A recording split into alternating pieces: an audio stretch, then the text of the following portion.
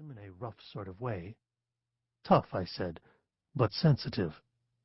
"Perhaps," she said. "Will you speak with Randy?" "Right away," I said. Chapter 2. Frampton and Keyes had offices on the second floor of a two-story building in downtown Beverly. It was one of those block-long brick buildings built before the Second World War, when most of the bigger towns were discrete entities rather than suburbs of Boston. There was less open space than you found in the big Boston firms. More small offices, but no partitioned cubbies. In the small reception area was a 4-foot-long model of a clipper ship. There were paintings of ships on the walls. The magazines on the small reading table were devoted to golf and sailing. At the reception desk was a young woman with a big chest and a small sweater, who probably wasn't devoted to golf and sailing. She smiled at me happily as I came in. I suspected that she smiled at most men happily. "My name is Spenser," I said. "To see Randy Frampton." "Concerning?" she said. "I'm trying to establish if that's his first name or a descriptive adjective," I said. She looked at me and frowned for a minute, and then smiled widely. "That is most definitely his first name, Mr. Spenser. Is there anything else you need to see Mr. Frampton about?" "Tell him Marlene Cowley sent me," I said.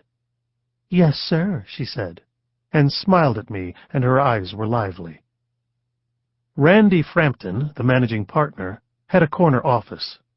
Randy was not very tall. His weight was disproportionate to his height. He had gray hair that needed cutting. His dark blue suit needed pressing and wasn't much better than the one I owned. His tie was yellow silk, and he wore a white broadcloth shirt with one collar point slightly askew. I couldn't see because he was behind his desk, but I suspected that his shoes weren't shined.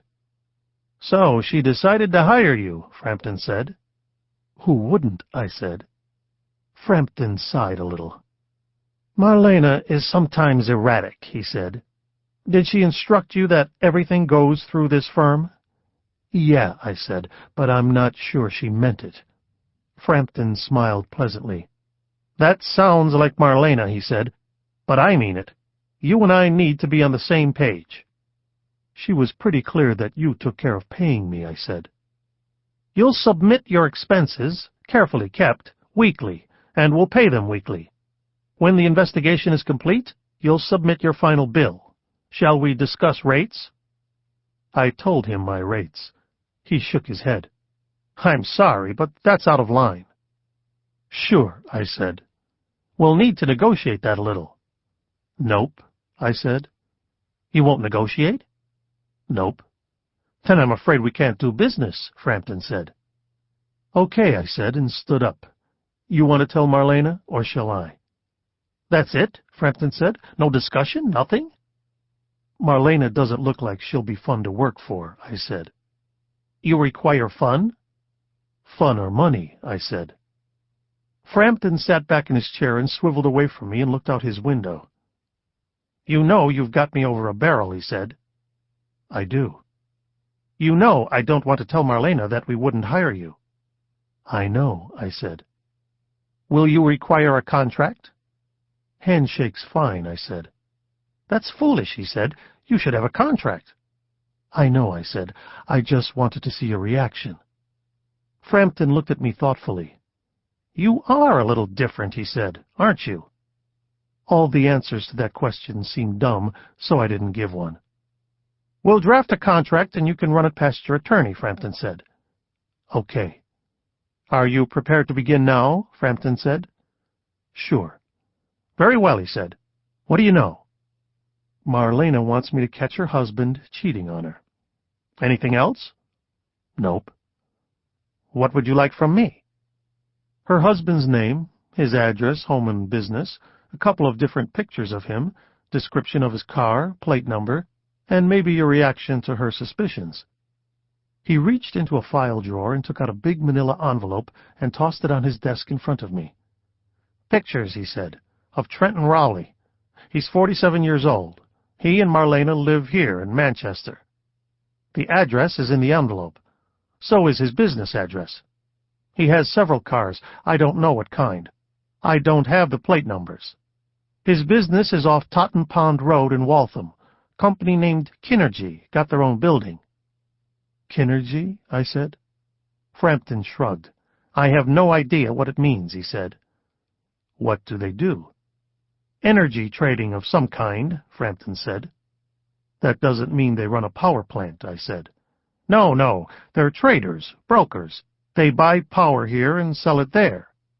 "Gee," I said, "just like the legislature." Frampton smiled a little. "Kinergy," he said, "is an enormously successful company." "And what does he do there?"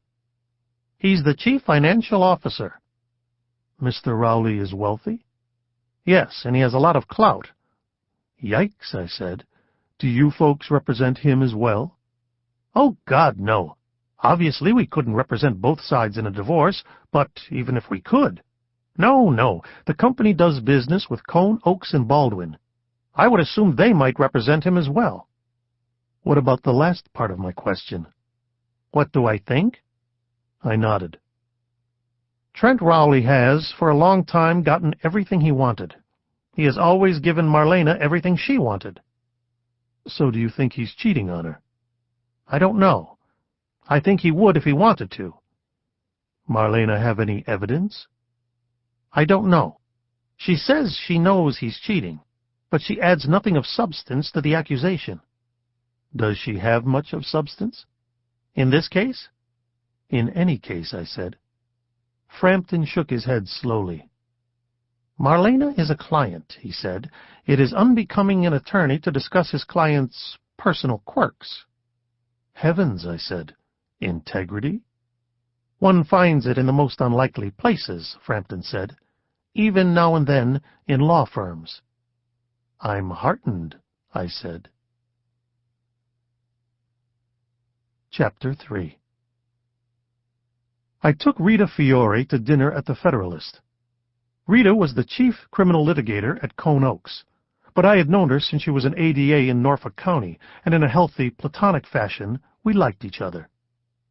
"How's your love life?" I said, after we'd each gotten a martini. "Busy," she said, "but same old question. Why are there so many more horses' asses than there are horses?" "Still looking for Mr. Right?" "Always. I thought I had him last year, chief of police on the North Shore." "But?" "But he had an ex-wife." "And?" "And he wouldn't let go." "Oh, well," I said. "Yeah, that may become the Fiore family motto." "And the previous Mr. Right," I said. "Number, what was it, 5? "Divorce is final." She grinned at me. "I cleaned his clock, too." "I'd have expected no less," I said. "What do you know about Trent Rowley?" "He's the CFO at Kinergy, whom we represent." "Tell me about him." "Discussing a client is considered unethical." I nodded. The waiter brought menus. We read them and ordered.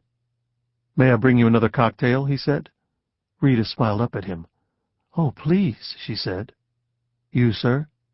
"He'll have one, too," Rita said. "Very good." The waiter picked up the menus and smiled at Rita and left. "Our waiter is hot for you," I said. "Wow," Rita said, "a straight waiter." "Maybe he's Mr. Right," I said. "Can't be. For one thing, a waiter can't swathe me in luxury. And secondly, if they're hot for me, that proves they're Mr. Wrong." "Maybe you should stop getting married and just sleep with people." "I'm doing that too," Rita said. "Except you." "My loss," I said. "What about Trent Rowley?" "What about client confidentiality?" "What about several martinis and dinner?" I said.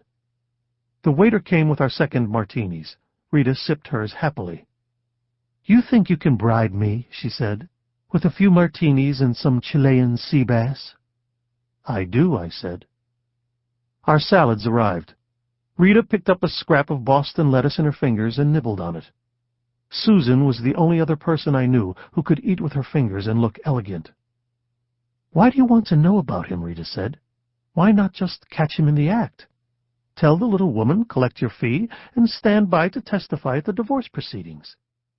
Excuse to have dinner."